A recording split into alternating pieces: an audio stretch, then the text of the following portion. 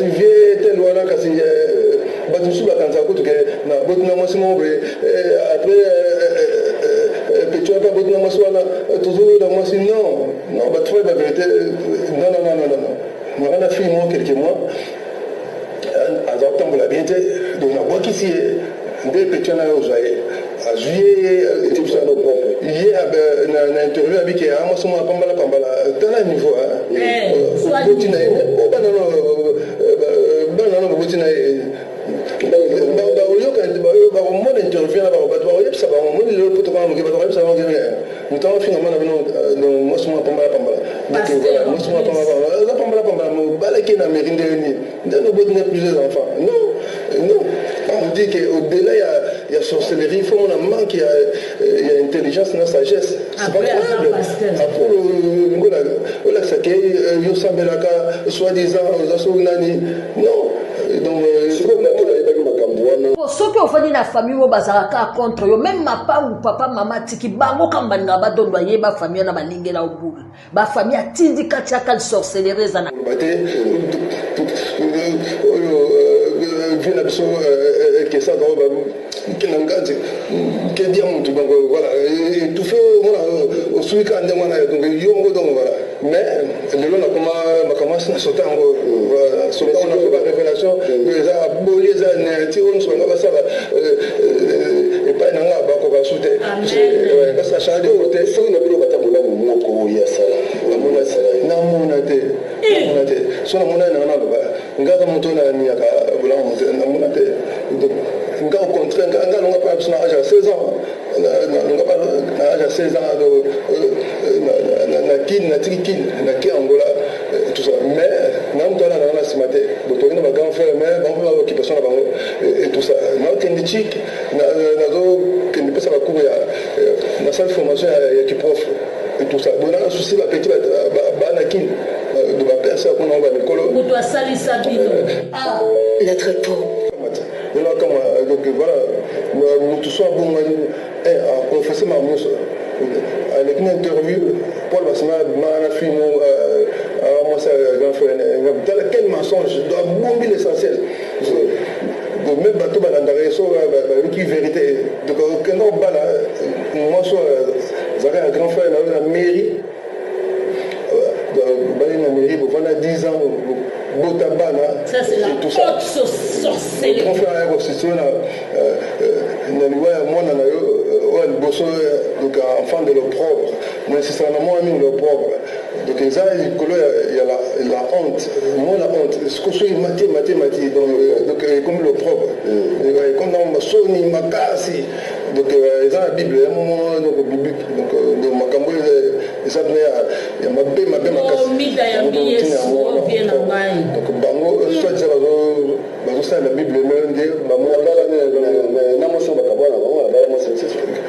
que ça la vérité donc qui m'a mosana mosa pa yo là après voilà makamne na ibi amote na ba makamne na nda amote quoi tout ça soit bala donc voilà ça makamne non na kama ngina iba ite na iba na masa moza Milan on s'en dit pas na kama ngina de kata via sikela lekina ya wana namboka na ba jela bango namboka na ba donc namboka na donc kimbelina na komo na ngo na iba ate donc na wana option de mettre option ni nga bango te so la bango te monika za matanga donc ndakufi donc je peux quoi là de en cas to za communauté na biso to benga to ça pas to ni nga bango te to fekata bango te donc voilà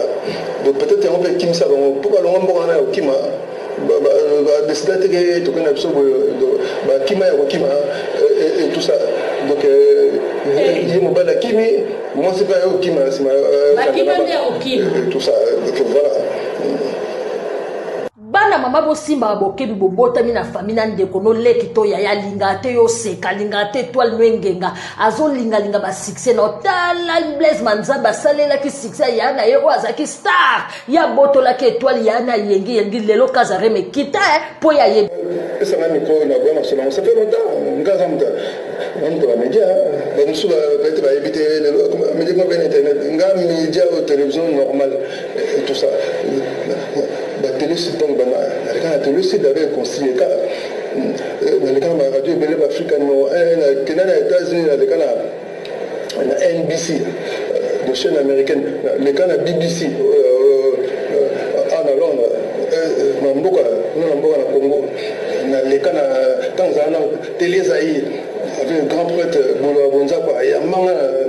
na plateau na premier motamanga na plateau do vieux Bolo Bonzakwa yamanga na plateau na na télé Zaïre après atinga na mboka ya petit na ilunga mwana bute wa mutombo yamanga na ezani wabe on télé Zaïre ni télé journal il y a 13 ans je crois moi il va casser donc yamanga na plateau na après comme c'est là honorable Zachary Babaswe Serge Kaimbe Manto Yamanga na plateau na bango mami Lela tant la sisi chikne sikazo ça c'est un passage Kaimbe Yamanga ensemble tout ça comme le directeur RTNC dit nous ngumba so na ça Yamanga na plateau na si ba Yamanga na plateau na bango à l'époque tout ça en tant qu'indépendant tout coûtait un frère Jeff Fong dans le quartier latin tout ça les émissions on sait pas moi dans 16 mois on a touché le quartier latin on faisait le quartier latin pour c'est frère Jeff Fong Taguana et tout ça là dans je crois quartier abi dans la partie yo comme on comme une idée de nous quand on peut dans 16 comme on a eu comme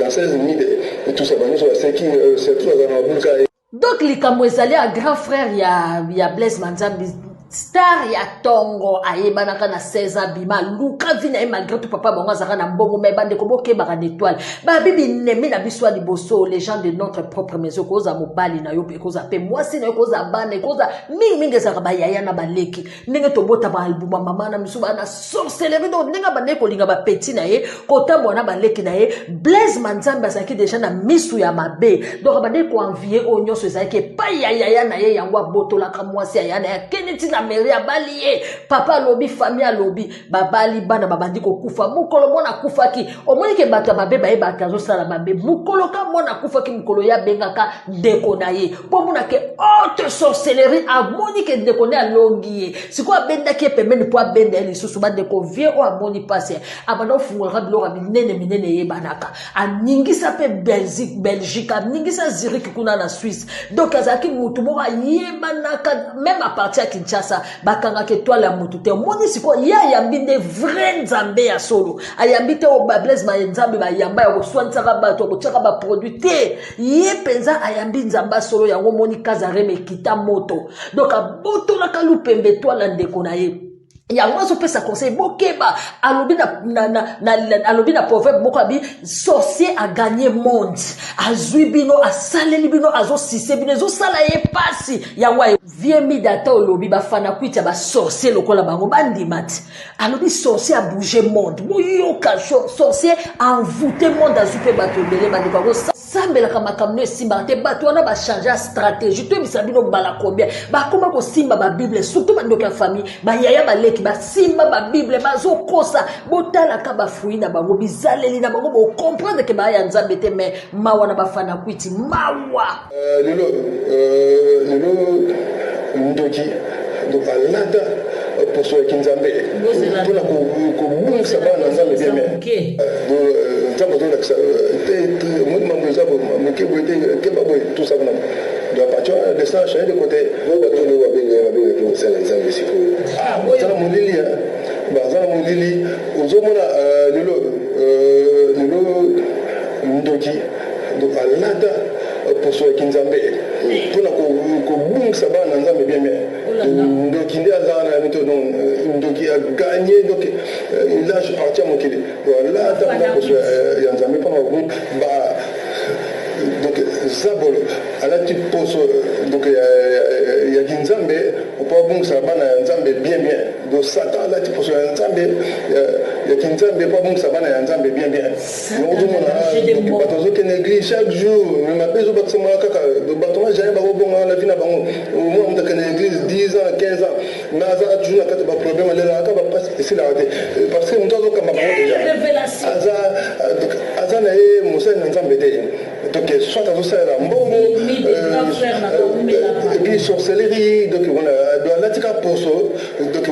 il y a même alors la fauve dans un lion un type poso il y a même et tout ça bon on est dans la douceur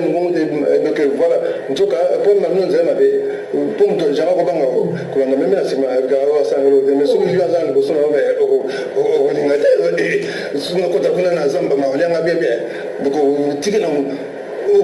venir dans musique donner ça au partagoto donc nous on est dans mon convenu on qui m'a déjà mais bah tu vois mon lili ben na monte que donc soit disant bah ça dans zone batolanda bah ça va faux donc bah magicien sorcier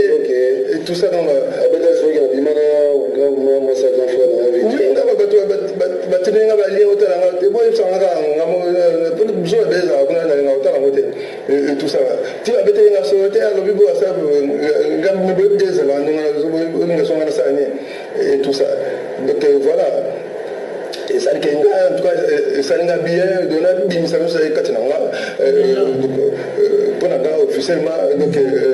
nous sommes donc voilà vous connaissez la vérité un jeu ça sonne c'est la vérité le camidi je vais samaga ngana yebi donc souvent beba on ko bon moto au ça attend ma bien pour on a gagné au ça ma bien donc mbeba na ekita au ça mbeba zo baksa toujours au ko baksa sur le level quand même au ça leki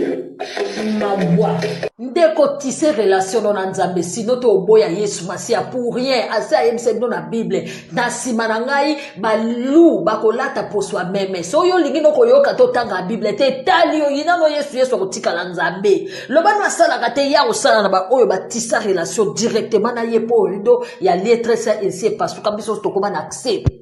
ya kokota na liese na lie très yo tika na oka na position yo zali olandaka ba masata etali yo bino moboso mona makambo sala asenga pardon te le pardon est une puissance qui libère aboya pardon anyokola ndekone boy nazolo ba makambo nga na yebi et puis muto azolo ba makambo yebi vie mi de sorcellerie utana libota na bango azolo ba likambo ebinga na moni ne vie oyo ba chance belé mais a perda kaka baliaka eka ba mbongo donc nyoso to na tindika chaka famille na bango famille excusez yemtaki enfant chéri papa na bango baza ko teka bandako bazolongola ye famille mo baso ba sala réunion ba chaka ka yote po yeba ke yo za na étoile wana eloko nzambe tu es l'astre qui dérange oza étoile qui dérange ya wana ba longola ka ona famille a bongo ebake ozana mikakatano po ozana 20 personnes to 15 personnes na ba mama na ba leki ba simba ba chaba kale alors yo fokanga makana nzambe vie midi tongo midi po kwa nzambe oyo kaka na olo batoko bedi peno tel mungongo koyeba donc ndenge zali boye kangama kaka na nzambe po ya simba Bible akosa mukili siko basangana na ba sorcier mususu donc basala union fait la force mais ba okokote ba bike 1000 tombes à ton côté 10 000 à ta droite tu ne seras pas atteint de tes yeux tu verras la rétribution du méchant baya na bango 1000 2000 bango basangana biso kaka moko nzambe asoza ka moko kwa niantir bango nyonso ndenge nzamba fungola ka ebale ya munene ba égyptien bakotaka ne bale mais bazindaka maye kome akobenda bango peme na mer ekomela bango kobanga bango te bien lokolo yebi nzambe nzoka ne bato akanisa okufa nzoka ndokenda ko yamba nzambe mutu a chance boye mutu ayeba na mokili akita kaka boye ya matina kazi yango wana alinga kosenga pardon te pona monti na bango amona kazali kolokaza remekiti Blaise Manzambi soko za nzambe bongo la motema soki te me bongo la motema ya nzambe comme Seigneur et Sauveur ndeko ne azo regretter azolo bana code talando kindenga simbi mokili bandeko bobongwa mabo simba bokebi lelo ndoki donc alata pour ceux qui nzambe pour la ko ça va na nzambe bien nzambe do la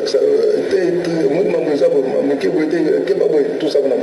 de la partir de ça changer de côté moi bato le wa benga pour ça nzambe siko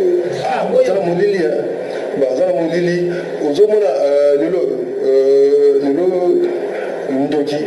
donc alata pour ceux qui nzambe pour la ko ça va na nzambe bien donc il donc a gagné donc là je parti à mon kili voilà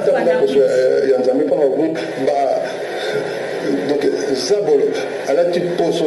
donc ya kinzambe opo bungisa bana ya nzambe bien donc Satan là tu poso ya nzambe ya kinzambe opo bungisa bana ya nzambe bien donc tout monde bato zo ken église chaque jour mais ma bezo bakso mala kaka bato ma jamais ba bonga na vie na bango moi on ken église 10 ans 15 ans na za toujours na kata ba problème là ka ba passe ici là parce que on kama déjà aza na ye mosali na nzambe te donc soit azosalela mbongo ebi sorcellerie donc voilà latika poso donc ya meme alokola fauve donc azalola lion ati poso ya meme aza na douceur donc voilà nzoka po mamino nzela mabe po moto janga kobanga kolanda meme na nsima asangelo te mais soki lion aza na liboso na okolinga te soki nakota kuna na zamba maolianga bien donc tike na okovele na mosika doneza opakata kutu donc momoneka na mokongo ye moso okimaki déjà mais bato baza na moleli bayebi na bango teke donc basoi disant basali na nzambe bazolanda baza bafaux donc bamagicien basorcier et tout ça donc batelenga balie otalanga te boyebisangaka biso ebezaka kuna nalinga otalango te et tout ça ti babetelenga solo te alobi bo asa ngambi boyebi te ezala ndonga songa na sani et tout ça donc voilà esaliki nga en tout cas esalinga bien dona bimisa biso kati na nga mpo na nga officiellement donc dosso eza clos donc voilà un jeu sapsoni eleka mingi biso ozobakisamaka nga nayebi donc soki mbeba oluka oboma moto te osala ata mama bien mpo omonaki osala bien donc mbeba wana ekita oza na mbeba ozobakisaka toujours okobakisa su mbeba oza leki